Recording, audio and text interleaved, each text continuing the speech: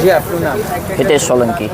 ભાઈ શું બનાવ બન્યો? બનાવ બનવામાં પ્રાથમિક માહિતી અમારા પાસે જે આવી હતી એ પ્રમાણે અમે અમારા વિસ્તારમાંથી આવ્યા છીએ અને અમે આજે જેલે લાજપુર જ્યારે સીસીટીવી કેમેરા ચેક કરવા માટે ગયેલા ત્યારે સીસીટીવી ચેક કરતાં ભરતવાળા જે ભરૂચ પોલીસ સ્ટેશનથી અહીંયા મૂકવામાં આવેલ ત્યારે જે જેલ એન્ટ્રી કરે છે સુરક્ષિત અને એવું લાગે છે કે એ સ્વચ્છ છે.